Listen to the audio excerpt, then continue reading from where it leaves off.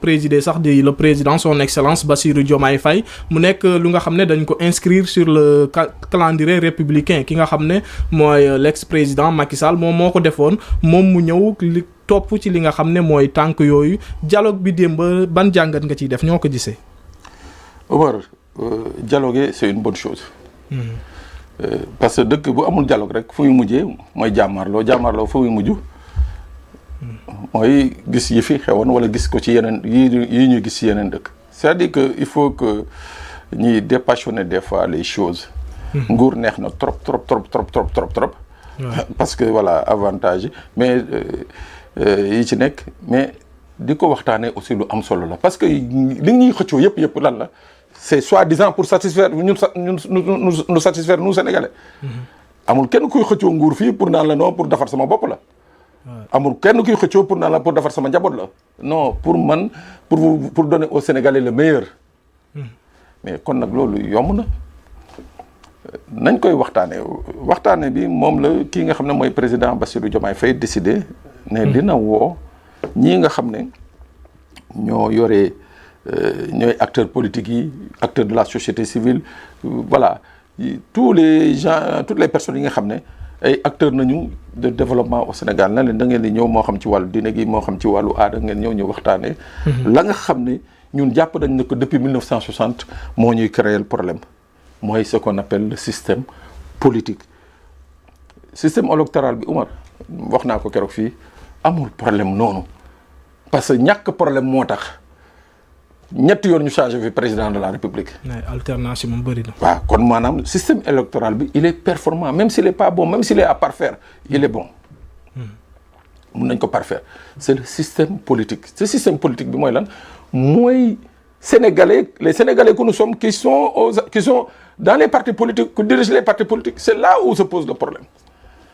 tey le discours bi nga xam ne moom laay tenir man bi ma nekkee ci kujje gi waaw par exemple code consensuel de 1992. ñoom Ablaye Wade li ñu doon laajte mooy kii mënoo nekk président de la République nekk chef de parti. Abdou Diouf congrès de 1976 bu parti socialiste mu teggi dindi nommu tàngam bi nga xam ne moo doon secrétaire général u parti bi nekk genre président d'honneur u parti bi. donc commencé nañu woon déjà. di gis un président de la République bu désengagé wu ci parti bi. ci parti politique. mais Ablaye Wade bi mu ñëwee 2000. ci constitution 2001 bi. gars yi ne ko non yow da nga doon kaas ne munoo nekk président ba pare nekk chef mu ne xalaatuma ko. déglu la mu ne xalaatuma ko du ma ànd ak ay nit depuis 1974 ba tey jii. ñëw nekk président rek ne dootuma jiite parti bi. donc muy wane une certaine incohérence de ce qu'on appelle nos opposants mooy maanaam le discours bi nga xam ne moom la ñuy tenir ci mbedd bi. bu ñu faloo discours boobu dañ koy taxañ jël sànni fële. day changer. te boo xoolee président de la République nekk en même temps chef de parti souvent moo ñuy jural problème yu bëri Umar. des fois nga wax fi ci wàllu politique wax ak chef de parti bi ñu ne leen mukk yow wax ak chef de parti bi président nga waxal. topp la article 80. waaw. waaw loolu day andi problème. offense au chef de l'État. donc yooyu yëpp doon na yi nga xam ne dañ koy kii te tey la personne du président Bassirou Diomaye Faye qui n'est pas chef de parti. donc c'est une personne bien placée pour trancher sur ce débat. mooy que bés bu Oumar Gueye faloo président maa doon président parti nangam. sama mbaxane bi delloo naa leen ko man léegi may président de tous les Sénégalais yooyu bu ñu ko waxtaanee ba tënk ko. dana régler lu bëri donc mooy woote dialogue bi mooy maanaam système bi nga xam ne mooy système politique bi nga xam ne ce sont des personnes. ñooy toog nekk ci nguur gi daal di ne non man Omar du nekk candidat quoi. oui pourquoi Omar du nekk candidat oui parce que nee nañ ma Omar bu ñu demee élection daf may gagné. mais imaginez yow. tu ne parles pas de volonté populaire yow tu parles de ta volonté yow nga toog rek ne Omar du nekk candidat parce que man nee nañ ma Omar boo ñu demee élection Omar daf may gañ mais ces millions de Sénégalais yi nga xam ne ñoom dañuy jàpp ne que ñoom Omar moo leen gënal yow sa yoon nekku ci. et ce sont ces mêmes Sénégalais yow ñoo la faloon donc loolu doon na li nga xam ne war nañ ko mën a waxtaanee teg ko ci taabal bi ba mu leer. beneen bi mooy la ñuy wax le fichier dégg naa ni di wax ay refonte partielle gis nga fichier bii pour bu ñëwee pour li ñu bëgg rek bëgg mu leer naññ ci dëkk bi mooy le fichier là il faut une refonte totale. ñu xoolaat il faut aller avoir le courage dindi fichier bi définitivement léegi daal di aller vers une nouvelle restructuration du fichier électoral te Oumar dama am yaakaar ci ñaari nit. je l'ai dit démb. sunu système électoral les deux principales personnes yi nga xam ne ñoo ko yore. ku ci nekk ci ñoom am na lu ma mën a seede. muy kan ak kan. Birame Sène nga xam ne moom mooy le directeur général des élections. nekk na nit ka nga xam ne. au-delà du fait que mu nekk un magistrat.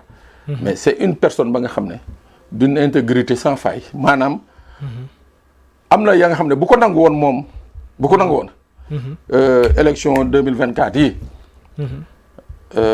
kon leneen nañuy wax te boobu nekkagul woon DG. waaw boobu nekkagul woon directeur général des élections. mais am na la nga lu bëri li nga xam ne ci wàllu élection yi passé 2024 mars 2024 ci loxoom la jaar.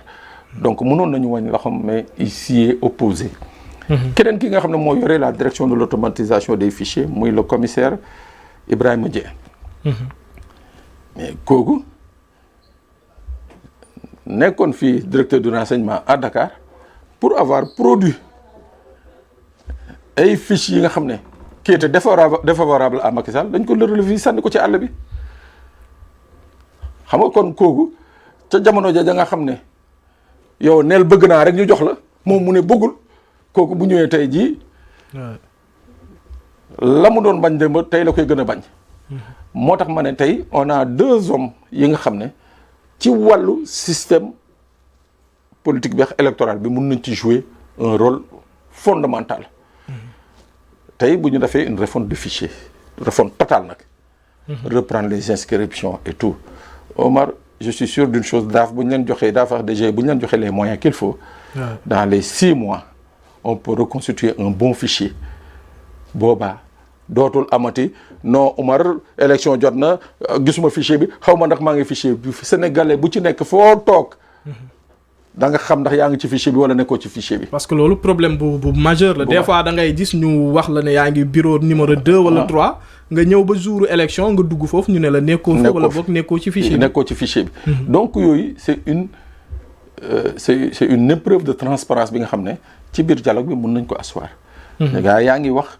le chef de l'opposition di wax le statut du chef de l'opposition ak yeneen le statut du chef de l'opposition c'est-à-dire yooyu c'est des statuts yi nga xam ne c'est des choses yi nga xam ne Omar ça arrive normalement ci démocratie démocratie fi muy toll yow boo jiitee réew da nga xam Omar lu muy peese da nga xam ni Omar faluñu ko mën nañu yow nañu fal mais yow gënoo Omar xëy na c'est sur des détails nañ la falee bàyyi Omar mais donc Omar boobu sa nawle la am na yi nga xam ne ci wàllu réew mi Omar dafa am lu mu représenté même bu dee 15% bu dee 20% Omar am na ñu ko déglu ci sénégalais yi donc Omar ci gestion dëkk bi da nga ko ci war a boole. mais fan lañ ko war a nattee ci élection présidentielle wala dañuy ñëw ci li nga xam ne mooy législative peut-être que débat bi foofu lay posé wu.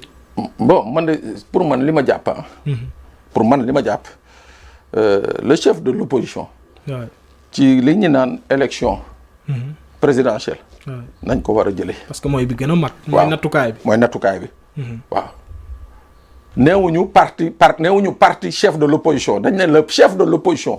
mooy maanaam nit ki. waxuñu parti diw mooy nekk chef de l'opposition. on ne dit pas qu'un parti politique tel parti mooy représenter mais que diw mooy le chef de l'opposition.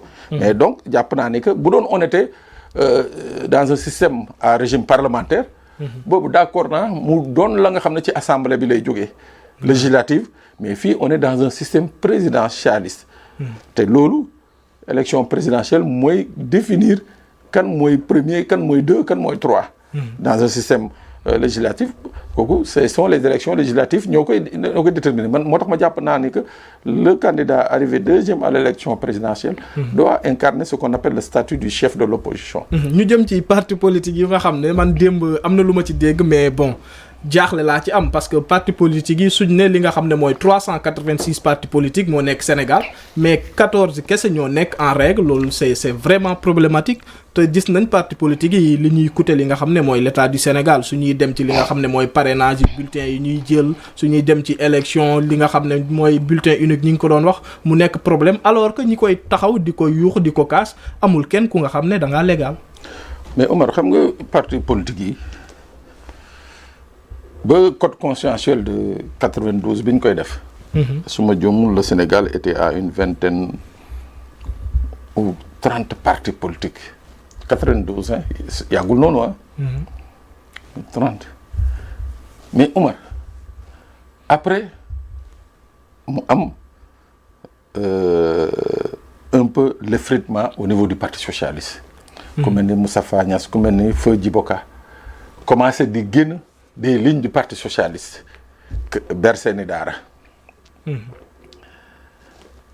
avant boobu y avait une première saignée au niveau du PDS bi Serigne Diop Sadaxta génne PDS créé PDS rénovation. mais à partir de 2000. nañu gis cette floraison de parti. te loolu les hommes politiques à l'époque nga xam ne ñoo nekkoon ci nguur gi dañ ci jouer rôle bu bëri mooy maanaam Omar day yore parti am.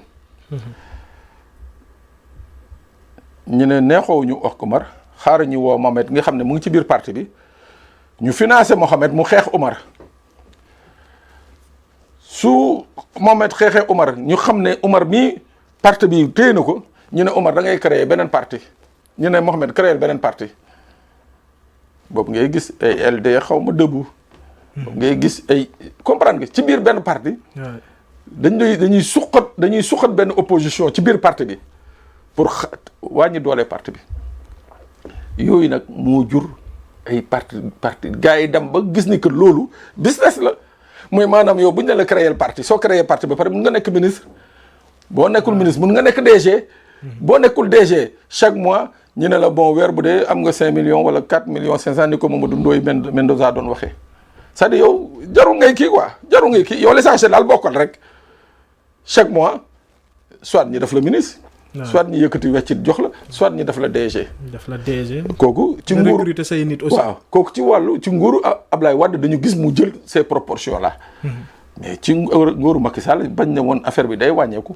affaire bi gën a yokku c'est-à-dire gars yi jàpp nañ ni que c'est très simple da ngay dem créer sa parti Omar ne damay dem élection nga xam ne Omar.